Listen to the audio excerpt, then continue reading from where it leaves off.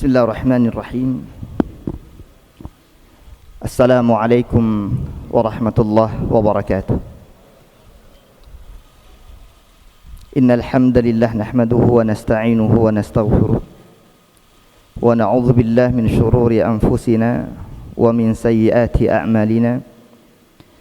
May yahdihillahu fala mudilla lahu wa may yudlil fala hadiya lahu. وأشهد أن لا إله إلا الله وحده لا شريك له وأشهد أن محمدا عبده ورسوله الذي لا نبي ولا رسول بعده يا أيها الذين آمنوا اتقوا الله حق تقاته ولا تموتن إلا وأنتم مسلمون أما بعد فإن أصدق الحديث كتاب الله وخير الهدي هدي محمد صلى الله عليه وسلم وشر الأمور محدثاتها فإن كل محدثة بدعة وكل بدعة ضلالة وكل ضلالة في النار. معاشر المسلمين والmuslimat rahimani rahimakumullah.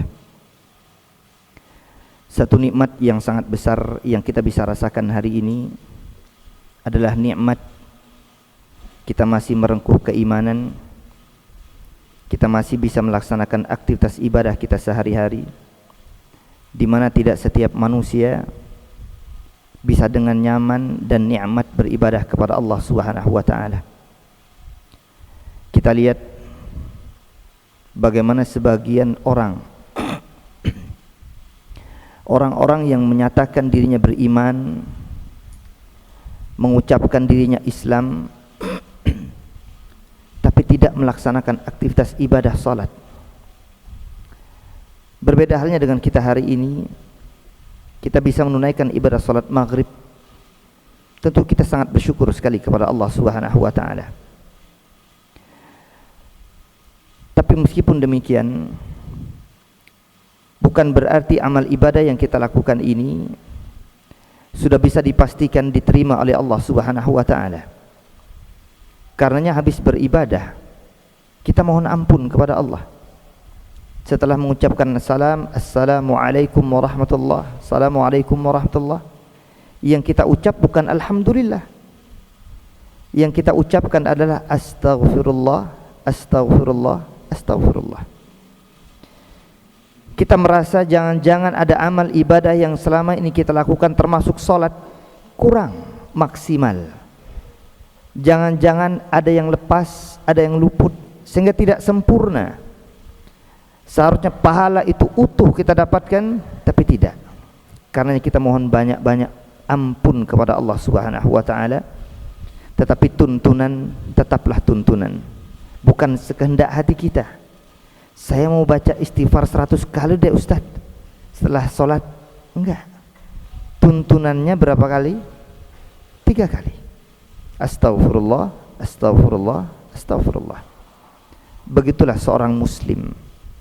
Yang dia kedepankan adalah tuntunan Rasul sallallahu alaihi wasallam, bukan kehendak pribadinya, bukan yang sesuai dengan keinginannya, tapi sesuai dengan apa yang telah dituntun oleh Rasul sallallahu alaihi wasallam dalam hadis-hadisnya yang sahih. Inilah yang akan menjadi pembahasan poin kita pada kesempatan kali ini. Kita memberikan tema di telaga itu kau menunggu. Para jamaah yang Allah Subhanahu wa taala muliakan, satu hari kata Anas ibn Malik radhiyallahu anhu ardah, Rasul sallallahu alaihi wasallam saat itu sedang bersama kami. Kira-kira persis kayak kita hari ini. Tapi bukan kemudian saya menyamakan diri saya seperti Nabi, tidak. Tapi Rasul bersama sebagian para sahabatnya kumpul.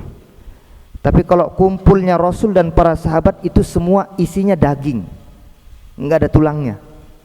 Kalau kita kebanyakan leluconnya, bercandanya, hatta di majelis-majelis ilmu. Tapi Rasul dan para sahabat semuanya berisi apa yang dituturkan dan diucapkan oleh Rasul sallallahu alaihi wasallam, semuanya ilmu. Karena apapun yang keluar dari lisan beliau, pertama itu adalah yang dikenal dengan as-sunnah. Ma udhifa ila Nabi sallallahu alaihi wasallam min qaulin aw fi'lin aw taqririn. au sifatin khuluqiyatin au khalqiyah. Setiap apa yang disandarkan kepada Rasul dari sisi ucapannya, perbuatannya, ketetapannya, bahkan sifat beliau, baik sifat akhlaknya, kepribadiannya, ataupun sifat fisik beliau, itu namanya sunnah. Meskipun nanti yang keempat ini nanti masih ada perbedaan di kalangan para ulama. Tapi intinya semua dari Rasul sallallahu alaihi wasallam. Terlebih kata Allah Subhanahu wa taala, "Wa ma yantiqu 'anil hawa in huwa illa wahyun yuha." Maka setiap yang terucap dari lisan Rasul SAW semuanya wahyu dari Allah, berdasarkan bimbingan dari Allah. Beda kalau Ustadz A, Ustadz B, Ustadz C dan seterusnya, belum tentu bimbingan dari Allah Subhanahu wa taala, kecuali yang terucap itu memang firman Allah dan hadis-hadis Rasul sallallahu alaihi wasallam. Ketika sedang asik berkumpul bersama para sahabat, menuturkan A, B dan seterusnya, qadarallah, Rasul sallallahu alaihi wasallam tertidur dengan tidur yang ringan. Kata Anas bin Malik radhiyallahu anhu, Rasul sallallahu alaihi wasallam kemudian tertidur sejenak. Tidak berat, tidak panjang, tidak nyenyak. Beliau tertidur sejenak, sedang menyampaikan apa yang disampaikan oleh beliau kepada para sahabat. Tiba-tiba Rasul pun terbangun. Ketika beliau terbangun, beliau tersenyum, sehingga para sahabat bertanya kepada Rasul, "Ya Rasulullah, ma adhakaka ya Rasulullah?" Apa yang membuat engkau tersenyum ya Rasul? Rasul sallallahu alaihi wasallam kemudian mengatakan, "Unzilat alayya suratun anifan." Baru saja diturunkan kepadaku satu surah. Surah terpendek dan ayat terpendek. Jadi jumlah ayatnya paling pendek, potongan-potongan ayatnya pun paling pendek. Setiap kita insyaallah sudah hafal surah Al-Kautsar. Rasul sallallahu alaihi wasallam kemudian mengatakan, "Bismillahirrahmanirrahim.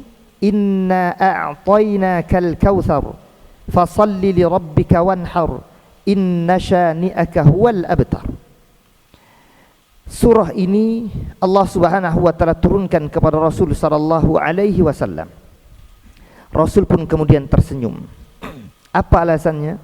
Karena kata Rasul, baru saja satu surah diturunkan kepadaku. Allah Subhanahu wa taala mengatakan, nah para jamaah yang Allah Subhanahu wa taala muliakan, kalau kita ambil faedah dari hadis ini, meskipun ada silang pendapat di kalangan para ulama, apa hukum membaca isti'adzah ketika orang akan membaca Al-Qur'anul Karim? Ta'awudz, a'udzu billahi as-sami'il 'alim minasyaitonir rajim, khilaf, pecah di kalangan para ulama menjadi dua pandangan. Pertama mengatakan isti'adzah hukumnya wajib. Apa hukumnya? Wajib. Bagi orang yang akan membaca Al-Qur'an, wajib dia untuk membaca a'udzu billahi minasyaitonir rajim. Ini pandangan pertama. Kenapa? Berdasarkan firman Allah Subhanahu wa taala.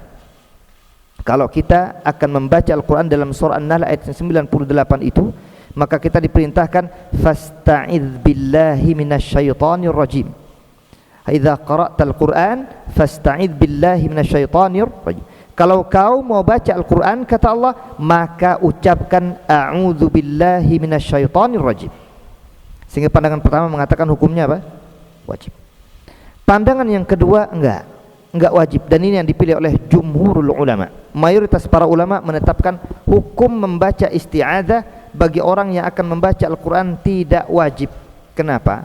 Karena Rasul sallallahu alaihi wasallam ketika mengucapkan kalimat inna a'tainakal kautsar, beliau tidak memulai dengan a'udzu billahi minasyaitonir rajim, tapi memulai dengan ucapan bismillahirrahmanirrahim. Maka di sini pun kemudian pandangan yang wallahu a'lam bishawab lebih kuat dalam satu sisi, karena berdasarkan hadis, kalau memang wajib, tidak mungkin Rasul sallallahu alaihi wasallam meninggalkan perkara wajib, enggak mungkin. Kalau perkara-perkara anjuran mungkin bisa jadi Rasul meninggalkan, tapi perkara-perkara yang ditekankan wajib bagi orang muslim pasti Rasul akan lakukan. Tetapi nyatanya Rasul tidak mengucapkan a'udzubillah, beliau mengucapkan bismillahirrahmanirrahim. Dan ini pun nanti berlaku kepada ayat-ayat Quran yang akan kita baca, termasuk dalam salat. Tapi begini Pak, dalam salat pun nanti khilaf lagi. Begitulah kadang terjadi di kalangan para ulama. Apakah membaca a'udzubillahi minasyaitonirrajim ini dibaca setiap rakaat atau dibaca hanya pada rakaat yang pertama? Pecah lagi tuh, khilaf lagi, muncul lagi perbedaan di kalangan para ulama. Syekh Albani rahimallahu taala, beliau mengatakan setiap rakaat membaca isti'adzah dengan alasan bahwasanya ini adalah amalan yang sudah terpisah. Ketika kita memulai salat kita dengan takbir Allahu Akbar, kita membaca doaul iftitah atau doa istiftah ya. Maka kemudian kita akan membaca Al-Fatihah. Ketika akan membaca Al-Fatihah kita dianjurkan untuk membaca apa? Isti'adzah. Maka a'udzubillahi minasyaitonirrajim, bismillahirrahmanirrahim, dan seterusnya sampai waladhdallin itu. Baik yang menjadi imam ataupun juga yang menjadi makmum. Tapi jadi panjang kita bahas ini nanti. Belum lagi nanti tentang makmum, bagaimana status bacaan Al-Fatihah, nanti saja lah. Kalau nanti ada pertanyaan kita bisa jawab itu ya. Nah intinya di sini ada khilaf di kalangan para ulama, apakah isti'adzah itu dibaca setiap rakaat atau hanya pada rakaat yang pertama? Jumhurul ulama mencukupkan pada rakaat yang pertama saja, karena dianggap itu solat satu paket. Dari awal rakaat pertama, kedua, ketiga dan keempat, misalkan kalau jumlah rakaatnya 4 rakaat, maka boleh mencukupkan pada rakaat yang pertama. Andaikan enggak baca pun salatnya sah. Kenapa? Karena bukan rukun dalam salat. Bahkan pandangan yang rajih disampaikan bukan kewajiban juga. Hukumnya apa? Sunnah, yang sangat ditekankan untuk dibaca ketika orang mau membaca ayat-ayat Al-Quran. Tapi terlepas dari itu semua, Rasul SAW pernah tidak membaca isti'adzah ketika beliau sampaikan inna a'tainakal kautsar, sesungguhnya kami telah memberikan kepada engkau hai Muhammad al-kautsar. Nah para jamaah Allah Subhanahu wa taala muliakan, berbicara al-kautsar ini sebagian para ulama memberikan tafsiran, penjelasan apa sih makna Al-Kautsar. Al-Imam Ibnul Jauzi dalam kitab tafsirnya bahwasanya makna Al-Kautsar ini akan terbagi menjadi 6. Ada 6 makna dari kata atau kalimat Al-Kautsar. Yang pertama yang paling masyhur, yang sangat sering kita dengarkan, makna Al-Kautsar adalah nahrun fil jannah, sungai di surga. Sekali lagi, sungai di mana? Di surga. Mana dalilnya? Al-Imam Muslim keluarkan hadis dari Anas ibn Malik radhiyallahu anhu, termasuk Al-Imam Al-Bukhari dan yang lainnya juga keluarkan hadis yang semisal dengannya. Ketika Rasul sallallahu alaihi wasallam kemudian mengatakan kepada para sahabat, atadruna mal kautsar, tahukah kalian apa itu al-kautsar? Para sahabat menjawab, Allah wa rasuluhu a'lam, hanya Allah dan Rasulnya yang tahu. Hanya Allah dan Rasulnya yang tahu. Tetapi Pak, tentang ucapan kalimat Allah wa rasuluhu a'lam ini pun nanti para ulama bagi. Kalimat Allah wa rasuluhu a'lam ini jawaban dari para sahabat kepada Rasul sallallahu alaihi wasallam yang bertanya kepada mereka, Allah dan Rasulnya yang tahu. Tapi sepeninggal Rasul sallallahu alaihi wasallam, maka para ulama kemudian mengatakan tidak lagi mengucapkan kalimat Allah wa rasuluhu a'lam karena Rasulnya sudah wafat, maka mencukupkan dengan Allahu a'lamu bis-shawab, hanya Allah yang tahu dengan kebenarannya. Rasulnya sudah enggak ada, enggak bisa kita tanya lagi. Nggak bisa kita datang ke kuburannya, ya Rasulullah benar nggak yang begini nih? Nggak bisa lagi, udah. Jadi jangan percaya dengan sebagian kaum muslimin hari ini. Mereka kemudian bertemu dengan Nabi, kalau dalam mimpi kemungkinan besar bisa terjadi. Kalau dalam mimpi, man ra'ani fil manam faqad ra'ani, fa inna syaitan la yatamatsalu bi. Kalau ada orang mengaku dirinya melihat aku dalam mimpinya, dalam tidurnya, maka dia sejatinya memang benar-benar menyaksikan aku. Karena setan tidak bisa menyerupaiku, kata Rasul sallallahu alaihi wasallam. Tetapi Pak, menyerupai nggak bisa, ngaku loh, bisa nggak? Kok ngaku nabi, ngaku Tuhan aja bisa? Saya nih Tuhan, bisa nggak dia? Bisa. Dajjal ngaku Tuhan bisa? Bisa. Setan tuh ngaku bisa, saya Nabi Daud, saya Nabi Sulaiman, saya Nabi Muhammad, bisa nggak begitu? Bisa. Apalagi orang yang nggak pernah baca hadis tentang ciri-ciri fisik Rasul sallallahu alaihi wasallam, maka sangat besar kemungkinan ditipu sama setan, sangat besar. Apalagi mengaku dirinya melihat secara ayana, secara langsung, menggunakan kedua belah matanya, bola matanya dalam kondisi terjaga. Ini lebih mustahil lagi, lebih mustahil melihat begini ya. Masya Allah, ini kebiasaan orang-orang sufi, kebiasaan orang-orang sufi. Rasul sallallahu alaihi wasallam sudah wafat para jamaah Allah Subhanahu wa taala muliakan. Tapi bukan kemudian kita bahagia dengan wafatnya Nabi, bukan. Tapi ini realita. Rasul sudah wafat, wahyu tidak mungkin turun lagi. Jadi tidak mungkin ada informasi baru yang tidak didapati oleh para sahabat masa lalu, yang mungkin itu adalah kebaikan. Tiba-tiba datang orang belakangan, saya dapat info dari Nabi ini. Masya Allah. Apalagi nih kalau kita berbicara istilah mustalahat, tentang istilah-istilah siapa sahabat, siapa tabi'in, ulama mustalah sudah membahas itu. Orang yang menyaksikan Rasul sallallahu alaihi wasallam dalam keadaan mereka masih hidup semasa dengan Nabi, dalam keadaan beriman, matinya pun beriman, dia siapa? Sahabat. Jadi kalau ada orang hari ini melihat Nabi secara langsung, berarti apa? Allahu Akbar. Jadi sahabat Nabi dia. Enggak ada. Sahabat Nabi sudah berlalu pada kurun terbaik di masanya. Maka enggak ada lagi sahabat Nabi. Yang ada adalah ikhwani, kata Nabi. Yang ada siapa? Nah, itu nanti disebutkan dalam hadis yang lain, mungkin bukan sekarang pembahasan kita.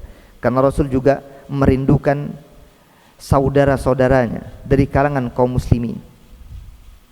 Beliau merindukan siapa? Saudara-saudaranya. Ikhwani. Para sahabat berkata, ya Rasulullah, alasna ikhwanak, bukankah kami ini juga adalah saudaramu ya Rasul? Kata para sahabat. Kata Rasul SAW, antum ashabi, kalian sahabatku. Meskipun dari sisi yang lain memang saudara Nabi juga. Karena berbicara ikhwah itu Pak, innamal mu'minuna ikhwah. Semua orang yang beriman, ingat, tapi imannya harus kita nanti pecah lagi. Bukan sekedar beriman tentang adanya Tuhan, bukan itu. Yang dimaksud iman di sini adalah al-Islam. Maka makna al-iman itu setara dengan makna Islam. Jika disebutkan satu saja kalimat al-iman, maka dibahas dari sisi akidah. Para ulama akidah membahas kalimatan idza ijtama'ata iftaraqata wa idza iftaraqata ijtama'ata. Dua kata atau dua kalimat ya. Kalau dia gabung dalam susunan satu ungkapan, maka maknanya berbeda. Tetapi kalau dia misah, maksudnya hanya satu kata yang disebutkan, iman misalkan, atau Islam misalkan, maka memiliki makna Islam, atau iman bermakna Islam, Islam bermakna iman. Ini disebutlah para ulama. Maksudnya kalau ada ungkapan innamal mu'minuna ikhwah, sesungguhnya orang-orang beriman itu bersaudara, maksudnya innamal muslimun. Siapa? Muslim doang.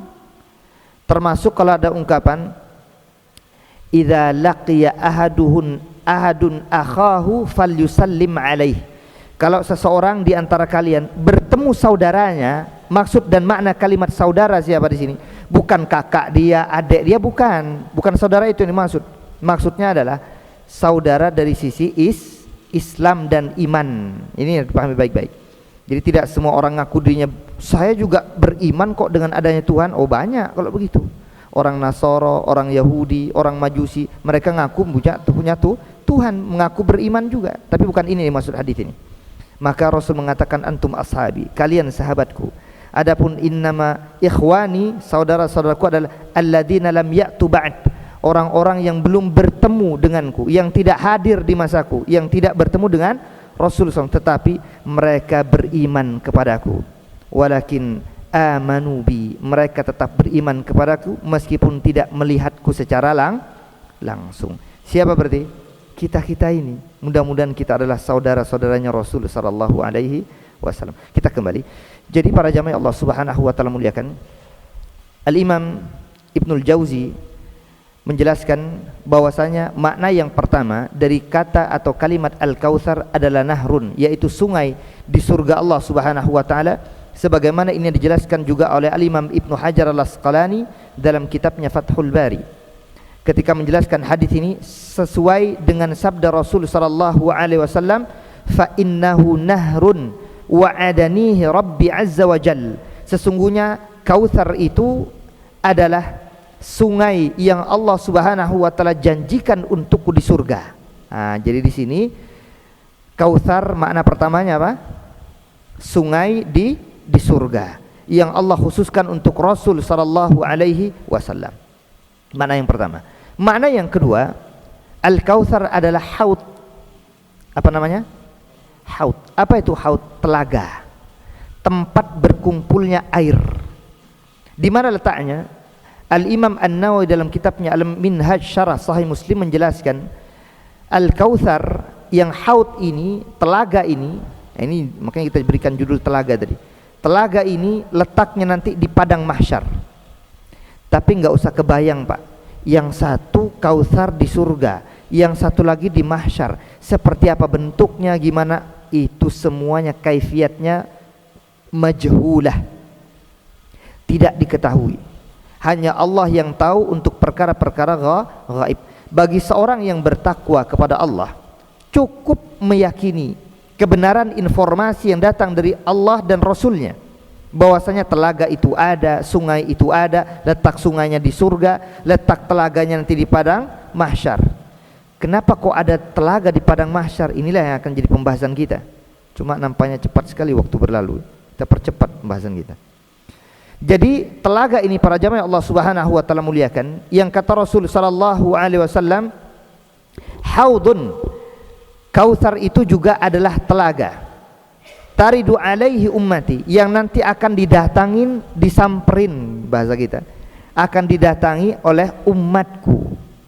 Allahu Akbar. Semoga kita semua di antara umat Rasul sallallahu alaihi wasallam yang akan menghampiri telaga itu, yang akan mendatangi telaga itu, yang bisa menciduk segar dan manisnya air telaga Rasul sallallahu alaihi wasallam, yaitu telaga Kautsar.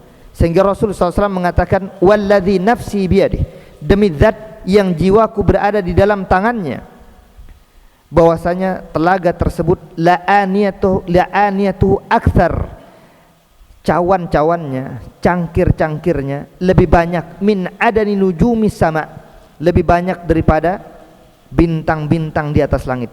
Siapa yang pernah menghitung bintang? Ada.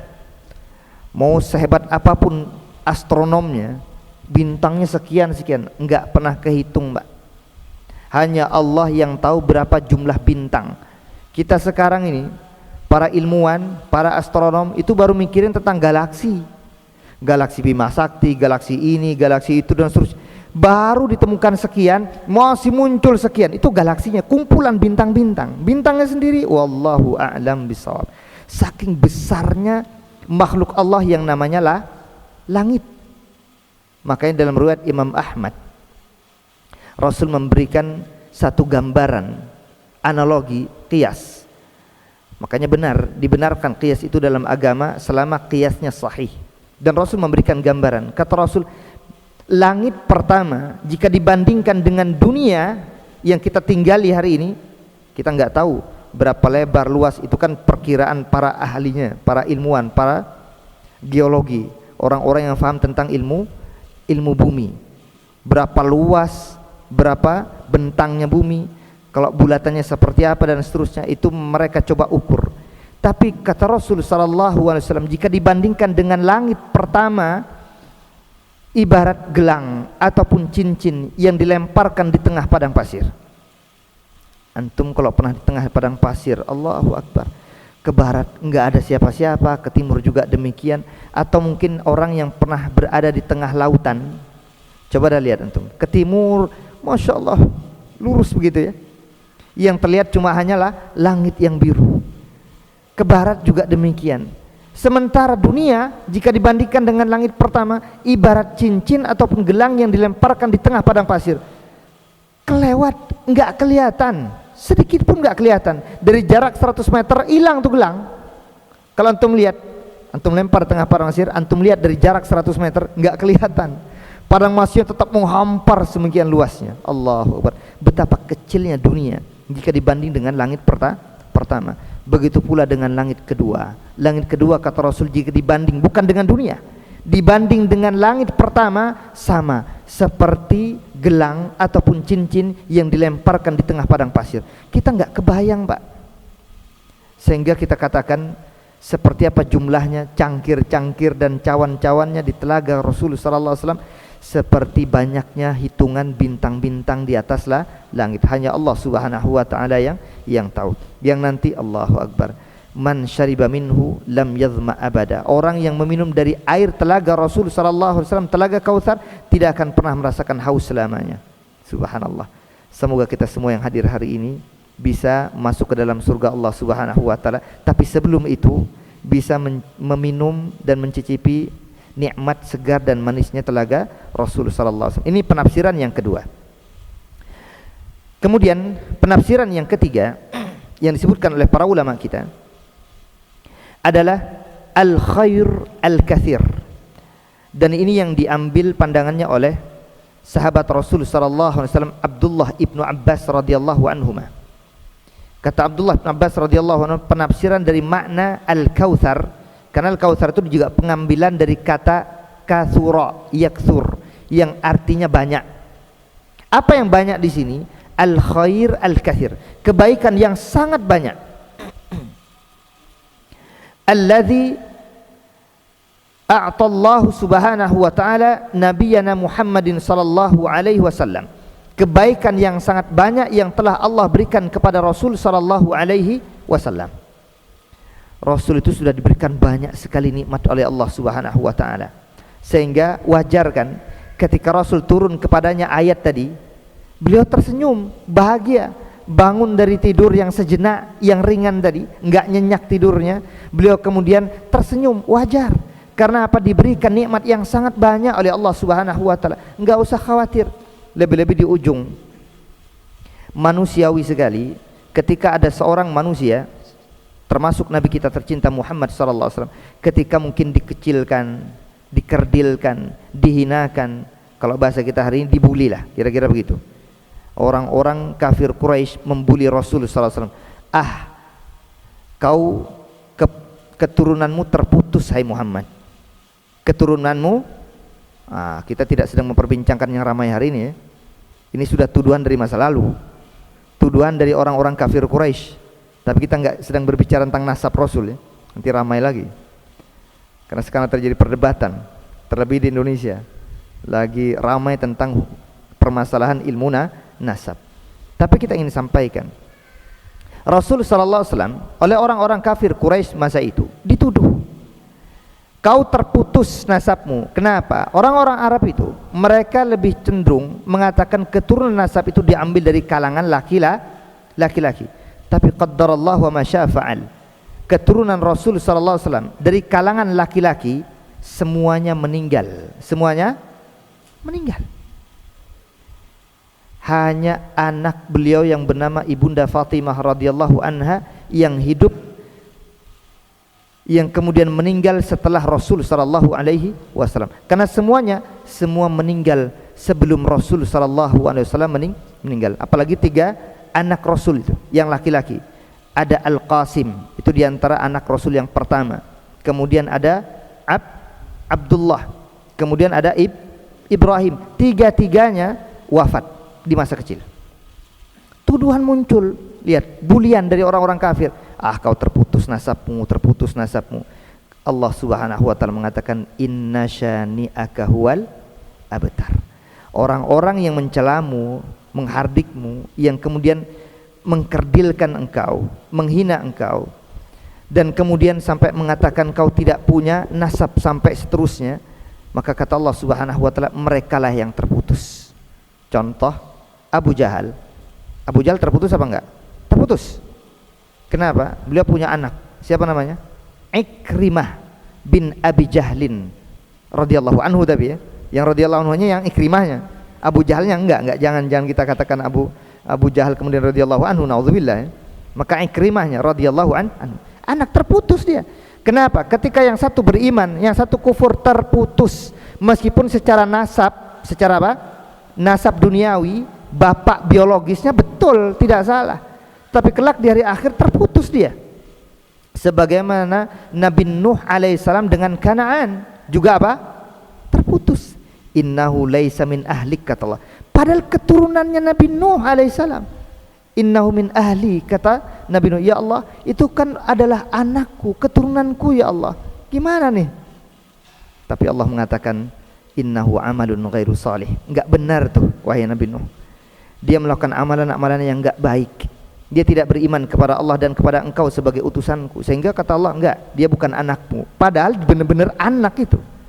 Allah. Jadi yang bisa menyambung itu malah lebih kuat kelak sampai kita bawa ke negeri akhirat, itu adalah tentang permasalahan persaudaraan dari sisi agama. Makanya diikat oleh Allah, innamal mu'minuna ikhwah. Yang akan terus bersaudara itu sampai hari kiamat, sampai hari akhir siapa?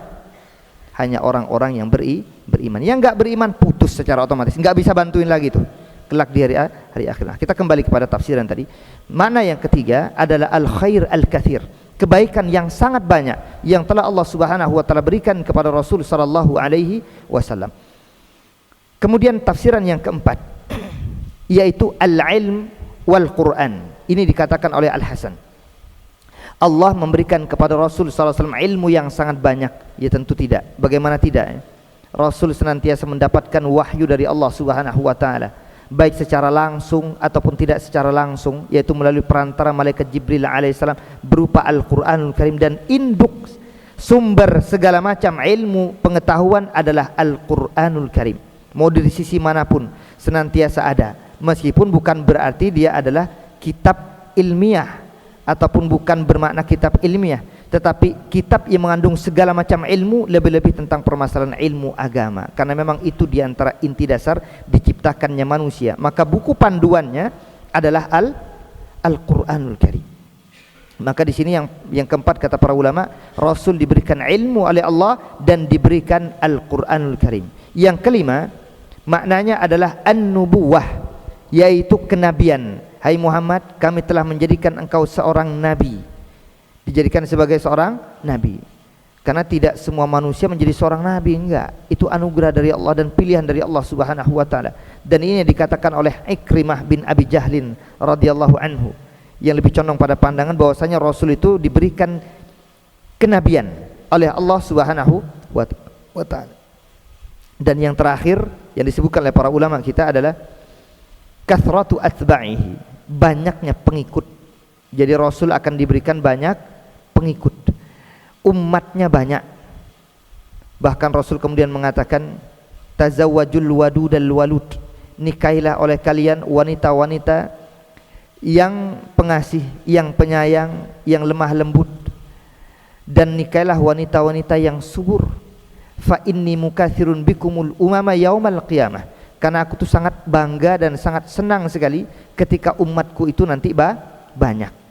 Tetapi Pak, yang dibutuhkan bukan sekedar dari sisi kuantitas, yang diinginkan adalah banyak dari sisi jumlah secara kuantitas dan lebih-lebih secara kualitas.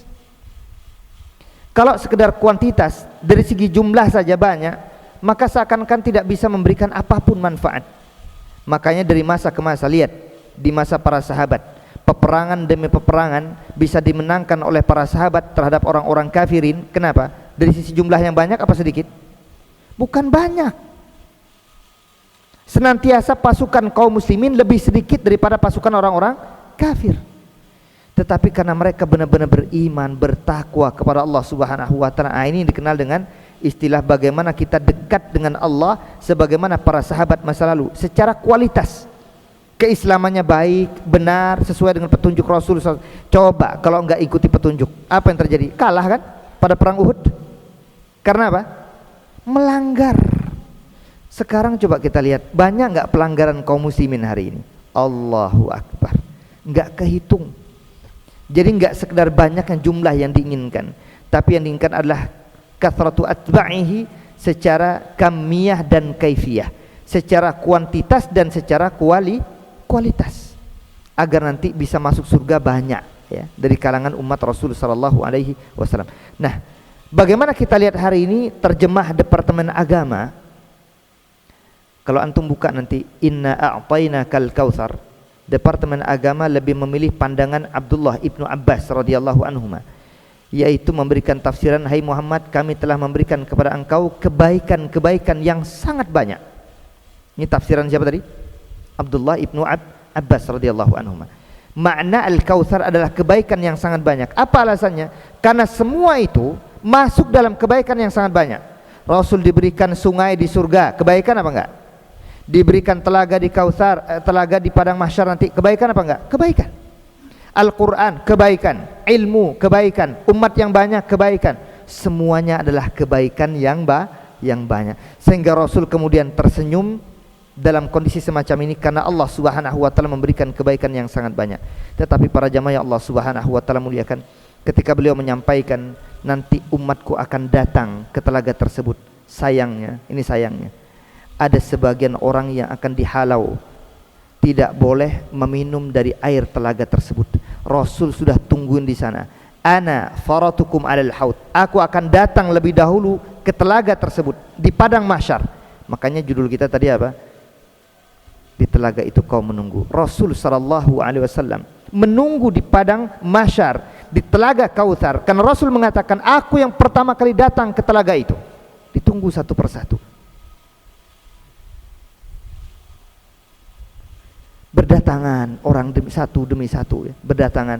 Ada yang diperkenankan untuk meminum dari air telaga Rasul, tapi tiba-tiba ada sebagian orang dihalau, tidak boleh meminum dari air telaga tersebut. Sehingga Rasul kemudian mengatakan, ay Rabb innahum ummati, dalam riwayatnya lain, ay Rabb innahum ashabi, ya Tuhanku, bukankah mereka adalah umatku, dalam riwayatnya lain, bukankah mereka adalah orang-orang yang pernah semasa hidup denganku, sahabat-sahabatku. Tapi tiba-tiba dijawab, innaka la tadri ma ahdatsu ba'dak, kau tidak tahu hai Muhammad apa yang mereka perbuat setelah engkau meninggal. Para jamaah Allah Subhanahu wa taala memberikan dalam riwayat yang lain, baddalu ba'dak, mereka telah mengganti ajaran-ajaran yang telah kau berikan informasi itu kepada para sahabatmu. Disuruh tata cara solat begini, puasa yang benar begini, tata cara ibadah begini. Tiba-tiba datang orang belakangan buat tata cara ibadah sendiri. Kalimat al-ihdath, perkara baru dalam agama, yang kemudian diistilahkan oleh Rasul sallallahu alaihi wasallam dengan kalimat bid'ah. Kalimat apa? Bid'ah. Perkara baru dalam agama. Sehingga orang-orang yang tidak pantas semacam ini diungkapkan oleh Rasul, suhqan sihqan liman baddala ba'di, celakalah orang yang telah merubah-rubah syariatku. Para jamaah Allah Subhanahu wa taala muliakan, karenanya kita dilarang untuk menggonta-ganti syariat yang sudah ditetapkan oleh Allah dan Rasulnya, tercantum dalam Al-Quran dan kemudian terlaksana dalam hadis-hadis Rasul SAW, dan puluhan tahun, ratusan tahun sampai ke kita hari ini, aktivitas ibadah itu terus terjaga. Jangan lagi dirubah-rubah, nggak perlu ditambah, nggak perlu dikurangi. Tetapkan sebagaimana yang dicontohkan oleh Rasul dan para sahabatnya. Kita adzan dulu. Masuk adzan. Bismillah, kita lanjutkan kembali. Lantas siapa mereka yang terhalau dan tidak boleh untuk meminum air telaga Rasul sallallahu alaihi wasallam? Para ulama kita menjelaskan ada khilaf di kalangan mereka. Yang pertama, orang-orang yang tidak diperkenankan untuk meminum air telaga Rasul sallallahu alaihi wasallam adalah orang-orang yang melakukan kemunafikan di masa Nabi, atau orang-orang yang masuk ke dalam Islam kemudian mereka murtad. Orang-orang munafik dan orang-orang yang murtad ini, mereka pernah melakukan aktivitas ibadah kepada Allah. Orang munafik misalkan, mereka tetap beribadah kepada Allah di masa Nabi. Munafik besar ya. Mereka melakukan aktivitas ibadah seperti sholat. Mereka melakukan aktivitas ibadah wudu. Termasuk orang-orang yang murtad di masa Nabi. Karena ketika Rasul sallallahu alaihi wasallam wafat, banyak orang yang kemudian keluar dari Islam, sehingga di masa Abu Bakr As-Siddiq radhiyallahu anhu diperangi mereka ini. Maka sibuk Abu Bakr As-Siddiq radhiyallahu anhu memerangi dua. Ketika beliau menjadi khalifah pertama sepeninggal Rasul, pertama memerangi mani'iz zakah, orang-orang yang enggan untuk mengeluarkan zakatnya. Yang kedua, al-murtaddin, orang-orang yang keluar dari Islam sepeninggal Rasul sallallahu alaihi wasallam. Makanya Allah mengatakan, afa immata au qutilan qalabtum ala a'qabikum. Allah menjelaskan, wa ma Muhammadun illa rasul. Muhammad itu tidaklah kecuali seorang utusan. Qad khalat min qablihi rusul, telah berlalu rasul-rasul sebelum beliau. Afa immata, apakah ketika Rasul SAW mati, in qalabtum ala a'qabikum, apakah kalian akan kembali kepada ajaran nenek moyang kalian sebelumnya? Itu kata Allah Subhanahu wa ta'ala. Sehingga di masa Nabi ketika Rasul pertama kali meninggal, wafat ya, sampai Umar tuh nampak belum terima. Umar bin Khattab radhiyallahu anhu seakan-akan masih belum menerima. Sampai kemudian khutbah Abu Bakr As-Siddiq radhiyallahu anhu di depan rumah ibunda Aisyah radhiyallahu anha setelah beliau menemui Rasul, kemudian mengatakan dan mengucapkan tibta hayyan wa mayyita. Beliau memuji Rasul sallallahu alaihi wasallam seraya mencium kening Rasul dan kemudian mengucapkan, engkau baik dari hidupmu sampai matimu hai Rasul. Itu ungkapan Abu Bakr As-Siddiq radhiyallahu anhu. Kemudian beliau keluar dan mengingatkan kepada sebagian para sahabat yang saat itu lagi bersedih, saat itu sedang menangis seluruhnya. Maka Abu Bakar mengingatkan kepada para sahabat dengan ungkapan ayat tadi, wa ma Muhammadun illa rasul. Nabi Muhammad itu adalah seorang utusan, manusia biasa. Ada masanya ketika akan diambil ajalnya oleh Allah Subhanahu wa taala, dan hari inilah masanya. Maka Rasul sallallahu alaihi wasallam wafat. Sehingga para jamaah Allah Subhanahu wa taala muliakan, orang-orang munafikin ataupun orang-orang yang murtad di masa Rasul sallallahu alaihi wasallam, ketika Rasul sudah wafat banyak yang murtad. Mereka adalah orang-orang yang disebutkan oleh sebagian para ulama sebagai orang yang akan terhalang kelak di hari akhir. Kenapa? Kok Rasul tahu? Para ulama menjelaskan, ini diantara bentuk keutamaan aktivitas wudu. Apa namanya? Jadi jangan pernah meremehkan wudu, Pak. Besarnya keutamaan wudu itu yang kita lakukan dengan sempurna, itu akan menorehkan tanda putih kelak di hari akhir. Bahkan termasuk orang-orang munafik sekalipun ada tandanya untuk menunjukkan bahwa dia adalah umat Rasul sallallahu alaihi wasallam. Jadi gampang, para sahabat bertanya, ya Rasulullah, bagaimana kau bisa membedakan antara ini adalah saudara-saudaramu yang tadi kita sampaikan itu, ini adalah saudara-saudaramu, ini adalah umat-umatmu, sementara tidak pernah melihat engkau secara langsung, mereka tidak melihat engkau, engkau tidak melihat mereka, bagaimana engkau tahu? Rasul menjawab, bukankah kalau kalian memiliki kuda hitam, semuanya hitam, tapi ada beberapa kuda di antara mereka yang kepalanya putih, yang bagian kaki-kaki depan dan kaki belakangnya putih, kalian langsung bisa membedakan, oh itu kudaku yang ini, kudaku yang kedua, kudaku yang ketiga. Bukankah begitu gampang ya bagaimana? Benar kata para sahabat, begitulah nanti kelak di hari akhir aku bisa menyaksikan, mengetahui itu adalah umatku, umatku, umatku, umatku dengan apa? Dengan aktivitas bekas wudhu dulu. Allahu Akbar. Itu diantara keutamaan wudhu. Jadi tidak semua umat diberikan keutamaan. Wudhunya sudah ada. Sebelum Islam wudhu itu sudah ada, dipraktekkan oleh Nabi Ibrahim alaihissalam dengan ibunda Sarah. Antum baca dalam kitab Sahih Al-Imam Al-Bukhari bagaimana ibunda Sarah alaihissalam ketika beliau ditangkap bersama Ibrahim alaihissalam di daerah Mesir oleh seorang raja yang zalim, ibunda Sarah alaihissalam berwudhu kata Rasul. Berarti orang dahulu sudah berwudhu. Tapi tayamum enggak ada. Tayamum itu hanya ada pada masa Rasul sallallahu alaihi wasallam. Orang dulu enggak ada tayamum.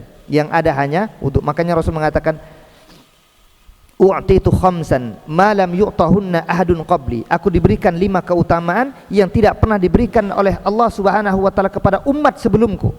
Jadi nabi-nabi dulu enggak pernah diberi. Apa itu? Pertama di antaranya, ju'ilat liyal ardu masjidan wa tahura. Dijadikannya tanah yang menghampar ini untukku dan umatku, boleh orang sujud di atasnya dan boleh dia bersesuci dengannya. Apa maksudnya? Tayamum. Kita boleh, kalau air enggak punya, apa yang kita lakukan? Pakai tanah dan debu, tepuk, tek. Kita umat Rasul sallallahu alaihi wasallam. Nah, ini yang pertama. Kata para ulama kita bahwasanya kalangan yang pertama adalah orang-orang munafikin di masa Rasul dan orang-orang yang murtad di masanya. Atau yang kedua adalah orang yang mungkin hidup baik dari masa Nabi atau orang-orang hari ini. Kalau mereka pun termasuk orang-orang munafikin, karena orang munafik itu sampai kapanpun ada, baik kemunafikan besar ataupun kecil. Orang murtad juga demikian. Kalau tadi pandangan pertama mengatakan hanya orang-orang yang di masa Nabi saja, pandangan yang kedua mengatakan tidak, secara umum. Pokoknya kalau ada orang munafik di masa ini hari ini pun, atau orang-orang murtad di masa hari ini pun, kalau dia pernah melakukan wudhu juga masuk, mereka tidak berhak untuk bisa meminum air telaga Rasul. Ini pandangan yang kedua. Pandangan yang ketiga yang lebih menyeluruh. Siapa mereka? Yaitu ahlul ma'asi, para pelaku maksiat dari kalangan orang-orang muslim, termasuk melakukan perkara-perkara baru dalam agama, melakukan perkara-perkara baru dalam agama. Apa maksudnya? Melakukan bid'ah, melakukan kreasi-kreasi, melakukan inovasi-inovasi dalam sisi ibadah kepada Allah Subhanahu wa taala. Poin inilah yang kemudian diungkapkan oleh mayoritas para ulama dalam kasus ini. Jadi semua orang muslim pun yang terindikasi melakukan aktivitas-aktivitas ibadah yang dikreasi, yang dibuat-buat, yang tidak ada tuntunan dari Rasulullah SAW, terancam tidak bisa meminum air telaga Rasul SAW. Tetapi Pak, menurut pandangan yang ketiga ini bukan maknanya pasti masuk neraka. Bedakan itu. Karena tidak menutup kemungkinan Allah Subhanahu wa taala ampuni, tetap masuk surga. Tidak menutup kemungkinan selama bukan perbuatan tiga. Satu, kekufuran besar, kesyirikan besar, dan kemunafikan besar. Selama tiga ini. Kalau kemunafikan besar jelas tempatnya di neraka jahanam, fid darkil asfali minan nar. Kekufuran juga demikian, kesyirikan besar juga demikian. Kita terbatas waktu, Pak. Enggak cukup kita sampaikan semua.